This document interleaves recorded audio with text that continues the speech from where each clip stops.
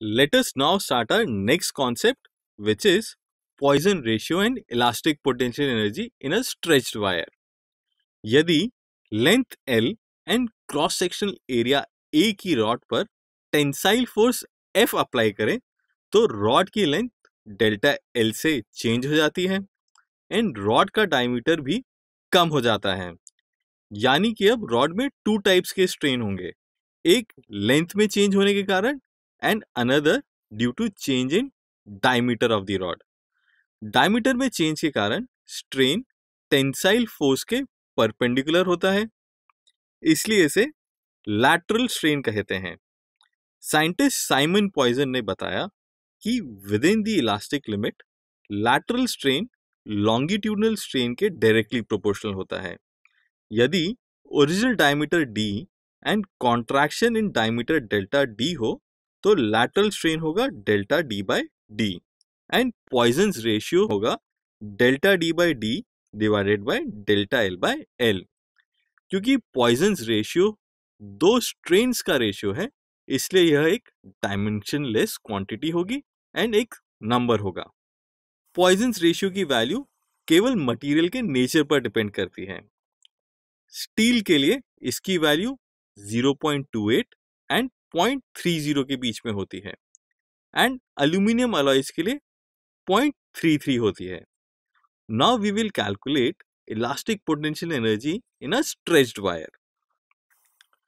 जब एक वायर में टेंसाइल स्ट्रेस होता है तो इस टेंसाइल स्ट्रेस के कारण जो वर्क डन होता है वो इंटर एटॉमिक फोर्सेस के अगेंस्ट होता है एंड यह वर्क वायर में इलास्टिक पोटेंशियल एनर्जी के फॉर्म में स्टोर हो जाता है। माना कि हमारे पास L length and cross section area A का एक वायर है, इस पर टेंसाइल फोर्स F लगाने पर एलोंगेशन स्मॉल l हो जाता है, तो हम लिख सकते हैं F is equal to y into A into L by L। इसे रीअरेंज करके हम लिख सकते हैं YA by L into L। अब इस फोर्स को spring force F is equal to KX से कंपेयर करें तो K की वैल्यू आ जाएगी हमारे पास YA upon L and X is equal to L हो जाएगा। अब जिस प्रकार स्प्रिंग को स्ट्रेच करने पर वर्क कैलकुलेट करते हैं, उसी प्रकार हम यहाँ पर भी वायर की लेंथ में DL एलोंगेशन होने पर work done DW is equal to FDL लिख सकते हैं। क्योंकि force and change in length same direction में है, इसलिए वर्क डन पॉजिटिव होगा। अब F की वैल्यू पुट करके दोनों साइड इंटीग्रेशन करते हैं। क्योंकि YA अपॉन L एक कांस्टेंट है, इसलिए equation W is equal to YA upon L integration of LDL from 0 to L होगी।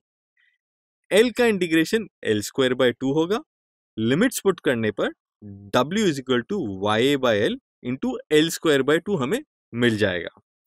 इसे रीअरेंज करके हम W is equal to half Y into L by L का स्क्वायर इंटू AL भी लिख सकते हैं। क्योंकि L बाय L स्ट्रेन है एंड AL वायर का वॉल्यूम है, इसे हम लिख सकते हैं W is equal to half into Young modulus into strain का square into volume of the wire. अब क्योंकि यंग मॉड्यूलस इंटू स्ट्रेन को हम स्ट्रेस लिख सकते हैं, इसलिए हम W को लिख सकते हैं half into stress into strain into volume of wire. हम जानते हैं कि यह वर्क वायर में इलास्टिक पोटेंशियल एनर्जी के फॉर्म में स्टोर हो जाता है, इसलिए elastic potential energy per unit volume होगा half into stress into strain.